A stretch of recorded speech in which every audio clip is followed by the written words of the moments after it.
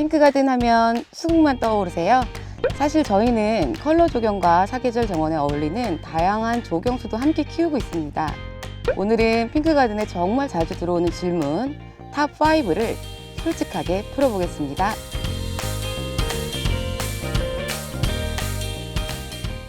대표님, 첫 번째 질문 드릴게요. 제일 많이 했던 질문 중에 1위 질문, 혹시 지금 심어도 되나요? 이런 농장에는 수종들이 되게 다양하죠. 예를 들어 이제 수국 같은 경우는 늦봄에서 초여름이면 좋을 것 같아요. 근데 뭐 라일락이나 남천, 이제 단풍나무 이런 같은 포인트 목은 뿌리 활착이 중요하기 때문에 그 부분을 잘 봐야 하거든요. 그래서 특히 이제 뭐 컬러 적용용 식물들 같은 경우에는 여름철보다는 가을이 좀 더 안정적입니다. 전반적으로 심는 시기도 중요하지만 이제 심은 뒤에 안정될 수 있는 이 환경을 구축을 해주는 게 좋은데, 비가 얼마나 오는지, 지금 현재의 땅 상태는 어떠한지, 또 이제 햇빛은 어떻게 쬐는지, 이런 여러 가지 요인을 살펴보시고 신중하게 이제 결정을 하셔서 숙제를 하시는 걸 추천드리겠습니다. 네, 여기서 또 한 가지 좀 제가 요즘 들어서 생각이 드는 부분이 하나가 뭐가 있냐면, 요즘에는 이제 봄, 가을이 뚜렷한 사계절이 이제 없는 기후가 오고 있는데,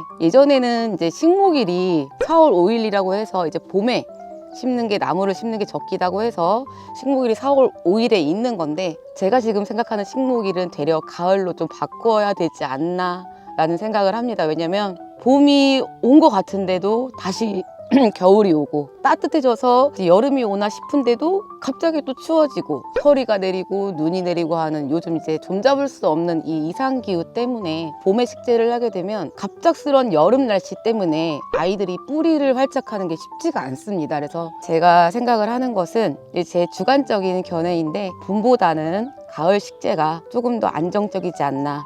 왜냐하면 겨울에는 이 모든 식물들이 지면의 위쪽 부분들은 이제 다 휴면기에 들어가고 뿌리만 활동을 합니다. 그렇게 되기 때문에 안정적으로 가을에 식재를 한 후 겨울 동안에 이 뿌리가 활착을 잘 할 수 있도록, 그 겨울 시간이랑 긴 시간 동안에 뿌리의 영양분이 다 공급이 되기 때문에 다음에 건강하게 잎과 모든 생리활동이 잘 될 수 있도록 하는 게 어떨까 싶습니다. 수국은 왜 잎은 멀쩡한데 꽃은 안 피나요? 그쵸, 수국이요. 많이들 말씀을 주시는데, 이제 수국 키우시는 분들 정말 많이 하시는 질문이십니다. 이제 잎은 무성한데 왜 꽃이 안 피지? 또 꽃은 피는데 왜 얼마 없지?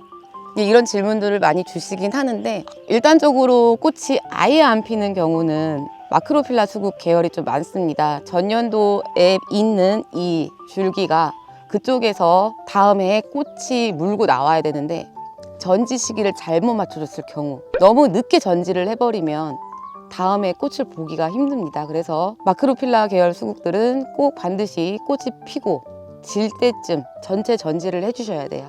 그렇게 하고 줄기로 계속 영양분이 있는 상태에서 내년에 그 전년도 가지에서 꽃을 피우게 만들어 주셔야 되고요. 그 외적인 수국들은 대부분 꽃이 피긴 하죠. 근데 이제 꽃이 얼마나 풍성하게 많은 양이 예쁜 색으로 피냐, 이런 것이 있는데, 이 세 가지를 한번 보셨으면 좋겠어요. 빛이 부족한지, 아까 말씀드렸던 가지치기의 시기, 질소 성분이 들어간 비료가 과다로 들어가지는 않았는지, 이 세 가지를 좀 한번 살펴보시는 게 좋을 것 같습니다. 질소 같은 부분은 뿌리에 영양을 공급하는 부분이기 때문에 위쪽보다는 뿌리 쪽이 더 건강하게 해주는 요소입니다. 그러다 보니까 이 질소보다는 꽃을 많이 보시려면 인산이나 이제 칼륨, 이쪽에 대한 비료를 조금 더 시비를 해주시는 게 꽃이 더 많이 보일 수 있거나 꽃이 건강하고 예쁜 컬러가 나올 수 있게 하는 방법 중에 하나인 것 같습니다. 근데 이 부분은 수국뿐만이 아니라 꽃이 피는 뭐 남천, 무늬 병꽃나무 등등 이제 다 비슷해요. 잎 색깔이 좋다고 해서 관리가 끝난 게 아니라 꽃이 피는 준비를 해줘야 합니다. 비료는 꼭 줘야 되나요? 혹시 준다면 비료는 어떤 걸 주면 될까요? 근데 비료는 진짜 상황에 따라 달라요. 그래서 예쁜 색을 오래 유지하고 싶으신다면 이제 단순한 질소질 비료보다는 칼륨이나 이제 마그네슘 같은 미량 요소까지 생각을 해주셔야 하고요. 특히 저희 핑크가든처럼 화분과 노지 모두 이제 운영을 하고 있는 뭐 정원이나 이런 곳은 각각 다른 조합을 쓰셔야 합니다. 그래서 화분 같은 경우에는 이제 완효성 비료 내지 이제 물 비료를 사용을 하시면 되고요. 노지, 바닥에 땅에 다이렉트로 식재되어 있는 부분은 유기질을 기반으로 미네랄을 추가를 해서 비료를 이제 시비해 주시면 좋습니다. 화분에서 키우면 언제까지 괜찮은 건가요? 화분에 있는 이제 뭐 수국이라든지 조경수 뭐 등등 1년에서 2년 정도는 괜찮은데, 만약에 이제 그 시간이 더 흐르고 나서 뿌리가 다 차게 되면 물 흡수가 되는 게 이제 좀 힘들어집니다. 그렇게 되면 이제 뿌리가 성장을 하는 게 더뎌지는 거고 아이들이 이제 잘 크지를 못하겠죠. 그럴 경우나 색이 바래거나 아니면 잎 끝이 타들어가면 그때 이제 뿌리가 스트레스를 받고 있다라는 신호일 수도 있어요. 그럴 경우에 분갈이를 하시던지 조금 더 큰 화분으로 옮겨주시던지 아니면 노지로 옮기는 타이밍을 꼭 챙기셨으면 좋겠습니다. 아, 요즘 경기도 어려운데 장사는 잘 되시나요? 네, 장사 이코로 이제 매출, 생계 유지 여러 가지가 될 것 같은데, 이 질문을 정말 가장 많이 받습니다. 비용적으로 연결되는 부분인데요. 이제 뭐 이렇게 예쁘게 키우면 다 팔리긴 하냐, 뭐 아니면 수국이 아니면 다른 수종들은 어떤 게 판매가 되냐, 뭐 여러 가지 질문들이 많은데요. 제 생각의 답은 딱 이거인 것 같습니다. 계절이 맞고 이제 그 수종이 매력이 있으면 일단 팔립니다. 그리고 품질이 좋아야겠죠. 핑크가든은 이제 컬러 적용에 어울리는 수목을 미리 준비해 놓기 때문에 그 시기에 맞춰서 찾으시는 고객분들이 좀 많이 계십니다. 그래서 잘 키워 놓으시고 계절, 시기, 그리고 내 눈에 봤을 때 예쁘면 다른 사람 눈에도 예쁩니다. 내 눈에 별로 좋지 않아 보인다, 건강하지 않아 보인다 하면 다른 분들 눈에도 동일하게 보여집니다. 그래서 항상 이 나무, 꽃나무, 여러 가지 이 식물들은 항상 품질을 생각을 해주셔야 되고, 고객의 니즈에 맞는 그 조건에 맞춰서 생산을 하시고 재배를 하시면 그 식물의 재배는 성공을 했다고 생각을 합니다.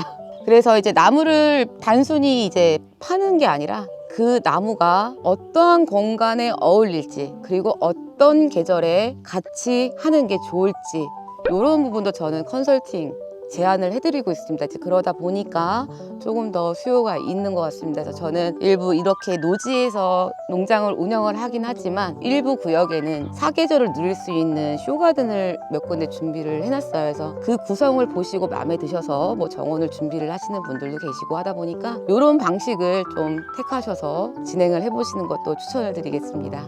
단순히 수국이 아니라 이제 저희 핑크가든에서 키우는 다양한 조경수와 컬러 조경 수정에 대한 질문들 탑5를 다뤄봤습니다. 조금 제 주관적인 견해로 드리긴 했는데 어떻게 마음에 와닿고 만족되는 질문에 대한 답이 되었는지는 모르겠습니다. 그래도 제가 최선을 다해서 이 질문에 대한 답변을 드렸고요. 나무농사 6탄 여기까지 영상을 마무리하도록 하겠습니다.